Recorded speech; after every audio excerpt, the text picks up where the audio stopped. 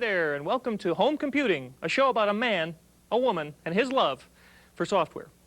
Today we're going to check out some software, and remember, software doesn't bore people, people do. Like I heard that in Congress. Coming up today, your computer can really heal you. And if it doesn't, we've got a program that can help. And we'll also find out what more we can do with our sound card. Join us for Home Computing. Honey, will you come down and help me cook dinner? I can't. I'm doing the show. I'm working on a medical program. Well, why don't you look up pain in the butt and see if your picture shows up? Thank you, honey. Yeah, the program I am working on is Dr. Schuler's Home Medical Advisor. And this program has it's kind of like having a little doctor that lives right there in your little computer. And what we have here is we're right now in the symptom file. You notice that there is a person standing there. And you can actually look around the person and look at an area that's bothering you. We're going to come over here to the man's head, click on ear, because we're in the symptom file. And let's say I was having a problem with my ear from being yelled at, which might fall under hearing loss. But let's go ahead and go to ear pain. We'll click ear pain. And you notice there's some information right here on ear pain. It talks about the most severe one-sided ear pain results from an infection, either in the ear canal or, so it gives you some information. But you can go one step farther. This kind of tells you what may be causing it. It also can diagnose symptoms to tell you if this may be something more serious or less serious. For example, well, he doesn't look like he's having ear pain, but have you sustained an injury to your ear? Well, let's say, no, we haven't had an injury to the ear. This guy's asking us the question, do you have an ear pain that increases when you tug on your earlobe? Well, don't tug on your earlobe, but no. Shouldn't do that. And do you have a mild pressure type pain in both ears along with a cold? Well, yes, we kind of have that. This gives us colds causing ear pain. And this explains to you a little bit. A cold or a viral upper respiratory infection is probably causing your ear discomfort. So we can click down through this file. It'll tell us all sorts of information on that. As you notice, as we get a little farther, it'll also say under normal circumstances, this can be resolved with chewing or yawning and or decongestant sprays. So we can like click decongestant. This will tell us a little bit about decongestants and things to think about. If that was a yellow lettered word. If we get a green lettered word, this will actually give us some more information on that. For example, pseudoephedrine hydrochloride. Well, you can't order it because you can't pronounce it. But this kind of has tells you that it's trade name products. Contains with a decongestant, antihistamine, you know, something you can actually look up for yourself. Maybe you'll have a little bit more knowledge when you're talking to your doctor, things of that nature. Not only can we do symptoms, but we also can go into different areas, things that we may need to know, such as diseases, you know, and not that I've ever had any, but we got diseases, injuries, all the way, you have abdominal injuries, all sorts of, you know, broken ankles, gunshot wounds, if you have those. Poisons you can look up, for example, different kinds of poisons. For example, if you drank aftershave lotion, it tells you exactly what to do. Also down here, some other things too, kind of neat. A test, actually, when a doctor says you need a certain test, you can click that and it'll have certain types of tests. You can actually say, well, what actually happens when I get an abdominal tap? Well, I wouldn't know. And then we go through our, we have a drug file, as well as a health and a diet file, which actually shows us different things and different things we can eat, different types of foods for different diseases and things of that nature. This program is called Dr. Schuler's Home Medical Advisor. We had a doctor look it over, and she said it was pretty good. Here are the system requirements.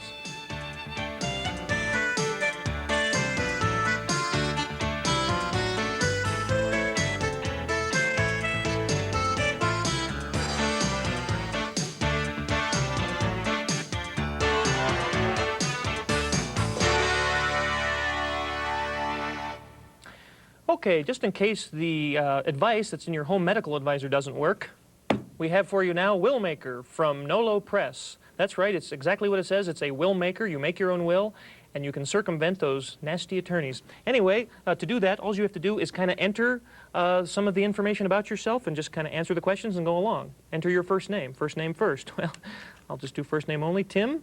And it says, is this okay? Well, it was with my parents. I guess it's okay with me. We're going to skip the Social Security number. That's not important. As to your state, go with Colorado. And is this okay? Yes, we'll go with that. Enter the name of the county in which you live. Well, we don't care about the county, so we'll just omit that from the record. Are you married? Yes. Is that okay? Well, it depends on who you talk to. Is this okay? Yes. Enter your spouse's first name. Well, we just go by our little pet name called the wife. I'm married to the wife. Is this okay? Well, I'm not answering that question. This goes on TV. Do you have any living children, including those born to you or legally adopted? No, I don't. Is this okay? No, we're going to say yes, we do. We're just going to see where that takes us. Is this okay? Yes, it certainly is. Name all your living children. Well, I'm just going to, oops, I'll just say Tim Jr., comma, wife, Jr. And that's right, we got the kids, Tim and wife, Jr. Do you have any children under 18? No. Is this okay? Yes. Have any of your children died leaving surviving children? No. Is this okay? Yes. Do you want to make specific bequests? Yes, this is the important part. Yes, I do. This is where you leave your stuff to people. When you go away and you can't take it with you, or at least you can try, there's some information there. You can also, when you name beneficiaries and specify the property being left to them, you can't add conditions, such as, you know, I'm giving the money to my wife only if she wears black for the rest of her life. That wouldn't pass, and also, unfortunately, though, that screws up a bunch of movie plots that I was thinking of. So let's go on from there. And we'll just leave the money to the wife. Is that okay? It certainly is. And she is one individual. Yes. Describe the property. Well, let's say the computer. Everything else goes to my cat. And in fact, you can't leave animal or property to animals. We'll say yes there. What if a beneficiary dies before you? Well, I don't want to think about that. Let's go ahead and in equal shares to the children. Is this okay? Sure. And we don't want an alternate beneficiary. So basically where we are here is we have our list of beneficiaries, and you can actually add in beneficiaries. One thing you need to think about too is the manual that has a lot of good legal information. And just in case you're the mean rich old Uncle Harry, Willmaker lets you make changes every time someone irritates you. So I only look at the system requirements for Willmaker.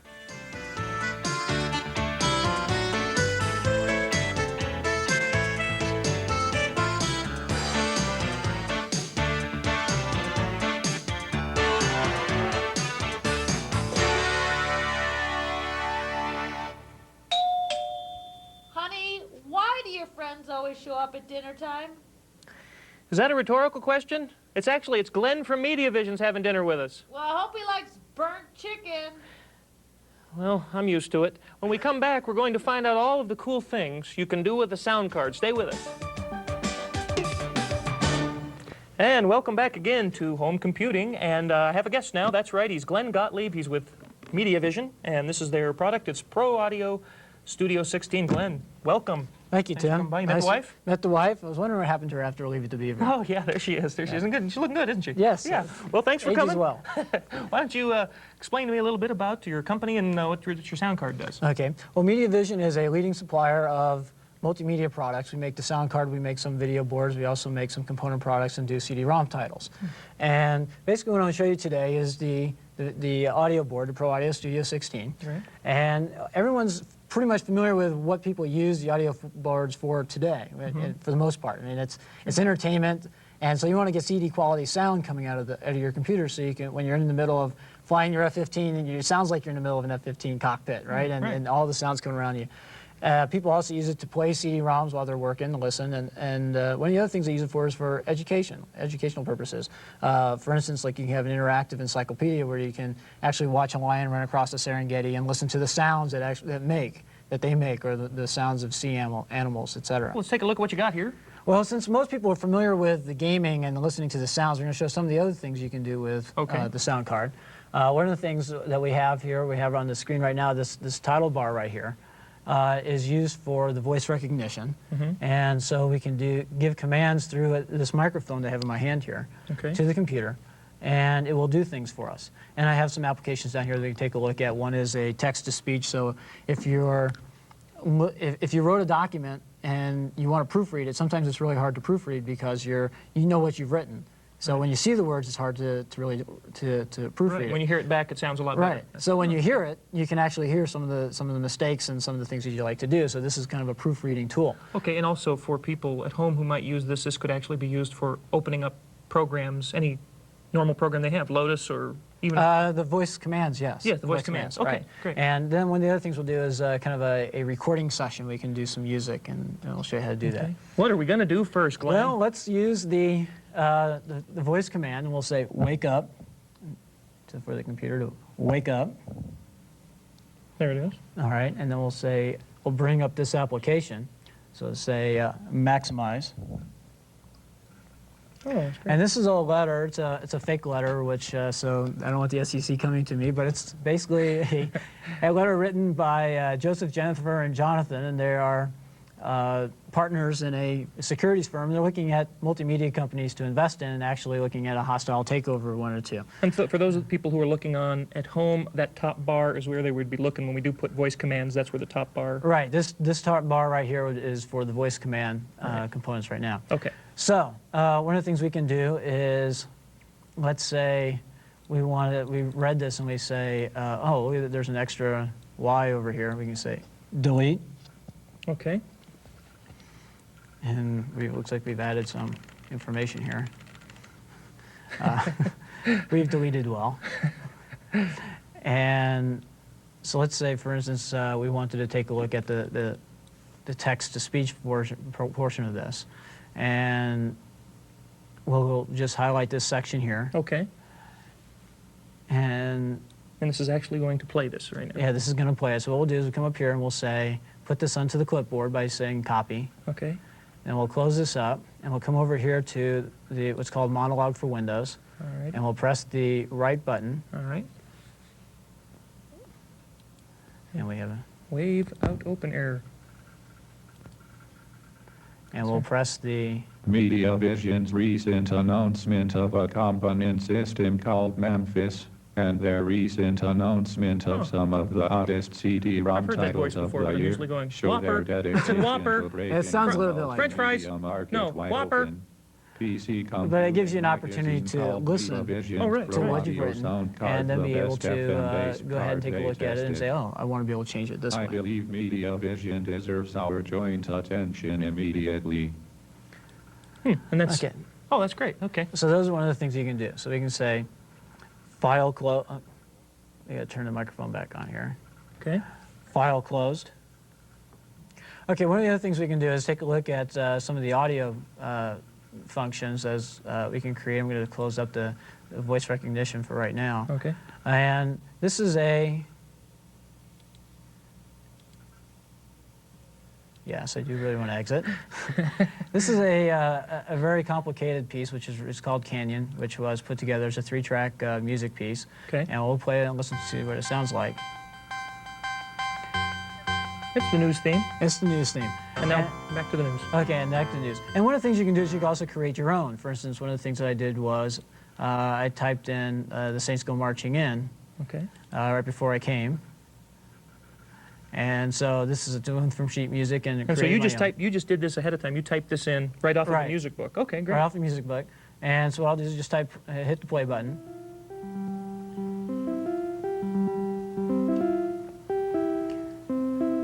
Now, obviously, I'm not the best Well, Glenn, I think you got composer. I think you got a So I have a big hit here. big hit. Yes. Okay, so. Let's see. And so what you can do is, if you wanted to, you can create a new track, and just these are the tools. You can put your notes, etc., on here, and you can control how the music is done. Okay. And should we do a couple voice commands? Yeah, we can do a couple of voice commands. I have to bring the voice commander back up. Okay, we'll bring the voice. So this you could like use for different programs. If you're in Lotus or different things, you could say, open Right. file, things of that nature. Basically, what the voice commander does is it takes the command lines off of the current applications. Okay. What might be kind of a fun thing to try? Let me see. Can I sing? Will that put it in the music? No, probably won't put it in the music deal here. Well, let me try. Oh, how about this? I always have a golf game. Well, maybe I should try this. Do my Okay. golf. Play golf. No way, Tim. Your wife has dishes for you to finish right now. Your computer knows you. Yeah, I was going to say, honey, have you been touching the computer? Anyway, Glenn, that's great. Thanks so much. This was wonderful having you here, All right. and it was Thanks for having very me. interesting. And we'll be back after this. When we return to home computing, taking your office on the road. Stay with us. Hi, and welcome back to Home Computing. That's right, we have another guest here on our guest show. This person is a television producer. His name is Jack Palmer. Jack, thanks for coming. Nice to meet you, Tim. Oh, nice to meet you. Met the wife? Oh, yeah, many Yeah, times. Good, you have. I didn't know about that. And Jack knows a lot about a couple of things. He's always on the road, he's moving, he's doing things, so he's got a laptop and he has to keep in communications with people, so what does he have to do? He uses his fax program, and now we're going to let him jump in and kind of fill us in on the laptop market and the different laptops and things of that nature. Laptops are great. These days, they're just as powerful and just as fast as desktop computers, which means you can literally take your office on the road with you if you do a lot of computer-type work at the office. And what I want to demonstrate today is faxing from a laptop computer. It really keeps you in touch with the home office. Modeming keeps you in touch with the office, with clients, things like that. Okay. What we're going to use to do that is, this is an IBM ThinkPad 720. It's one of the newer laptop computers. It's real neat. If you can get a shot of the keyboard here, this is actually the mouse. People always wonder about that. This little thing here, it's called the Track Point 2. Looks like an eraser. Yeah, it looks like an eraser stuck between the keys. But you actually just move your finger on that to move the cursor around the screen. One of the other things that this IBM computer has, like a lot of computers have these days, is a PCMCIA slot on the side of the computer. And that's just an industry standard slot, and what it lets you do is add cards to a laptop computer the way you would add them to a desktop computer. Okay. And it's just a little opening in there, and the PCMCIA card we have today is called a World Port. It's made by US Robotics, and it's a fax modem card. Now you can see it's just about twice as thick as a credit card and about the same size. This slides into the top port here. It's a little tricky. You don't want to force anything on computers. Do you have the wrench? Well, we're out of time. Slides in there. And when you can close that up, and you won't even know it's in there. But when you want to send a fax, you simply open that up. You take this little connector that they give you, and you plug this right into the side here, and you're ready to go. On the other end of this is the typical phone connector, just like you find on any phone. And because WorldPort has such a cosmopolitan name, they've gone ahead and given you an adapter here. So you can get these kind of plugs to work with European phone connectors, great. for example. Great, yeah. You can go over to France and send a fax if you But they want to do won't something work. like that. Anyway, so go ahead. That would just plug into the phone wire. Now Okay, to send great. the fax, what I have here is a script, actually, from one of the last home computing shows that we did. Okay. I use a program called WinFax Pro because it's real convenient. There are a few of them on the market. WinFax works just like a printer. You click print, and up comes, it could just say laser printer up there, but instead it says WinFax. Print it. For a moment, the computer thinks it's going to print something, and then it says, oh, wait, he wants to fax. So let's say we're faxing this to you. Okay. I would type in Tim, Okay. and I would type in, I'll put in a fake phone number. Down here it asks, would you like to send a cover page? It comes with all kinds of cover pages, or you can make your own. I chose one that was pretty standard. These cover pages would be graphical pictures, things of that nature? Yeah, it's just like the cover page you would type up and send if you were using a regular fax okay. machine. If you can see it on the screen here, you could type in some information. Up here I just put in the company logo. You could type a message at the bottom. I'm not going to do that. I'm just going to hit the send message, and here I hit send. And I'm going to cancel it because we don't actually want to send a fax. But if I had, you would have gotten a cover page that looked something like that. You can see it has the company logo at the top, and then it has information like to whom the fax was sent, where it came from, that sort of thing. And it's just that simple. It's just like printing. It's kind of like using a word processor necessarily and just sending just like a job to the printer. It is. Okay. And when you receive a fax in your computer, it looks like this. Okay.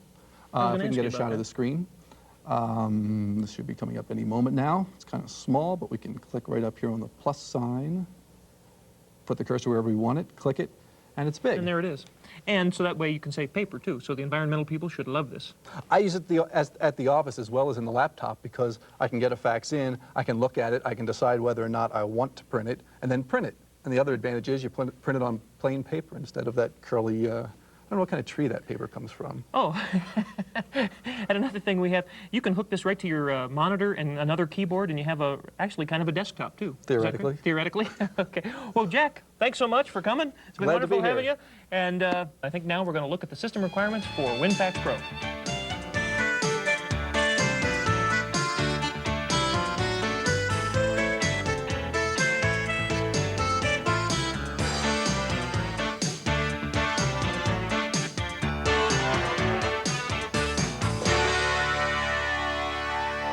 go, Prince of Persia. That's what we're doing now. And Prince of Persia is a game, but more than a game. It's a kind of an adventure game. Prince of Persia starts, you are the prince, and you are dating the Sultan's daughter. Unfortunately, just when you thought you had it all, the evil magician Jafar assumes your identity, steals your beloved princess, and casts you out of the palace as a beggar. And that's where the scene begins. We actually are going to be jumping out of the palace window here with guards on our tail. And the first thing I'm going to have to do as I jump out is turn around, get a sword, and start fighting guards. There we go. You can see in the lower right-hand corner a little blue dot will appear every time a guard will show up.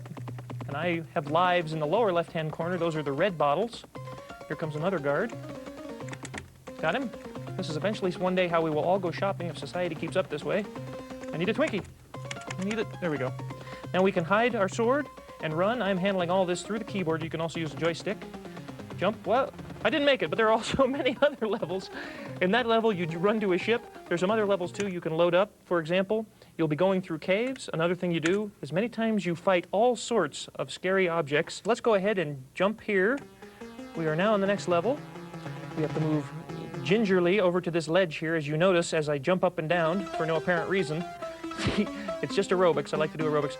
You will notice that, there we go, the ledge falls. What you have to do is crawl down this ledge. You actually have to hang on. I swing down. Normally around here, there's actually a snake to our right, so we're going to stay here, crawl down, whoops, do a little rap dancing right there. A little MC hammer right into the wall. Okay, here we go. Right through, we come out the little thing, and as you notice on the ground there, there's a sword. We'll put that away. We now have a sword. Some pretty neat music. We'll go ahead and climb up. And be careful where you jump around here. Watch this. Oh, I knocked the ceiling down. Now, if you notice right above me here, there's a lady with a head who's going to chase us down. You notice she doesn't like this too much. As you see, she will spot me in a second. See? Ah! Look out. Oh, she's getting me from behind. Oh, okay. The lady with the head is killing me. Well, that's Prince of Persia. Basically, it's pretty easy to install on your system, but the levels can be very frustrating. You have to work very hard to get through each level. That was at least my experience. So let's look at the system requirements for Prince of Persia.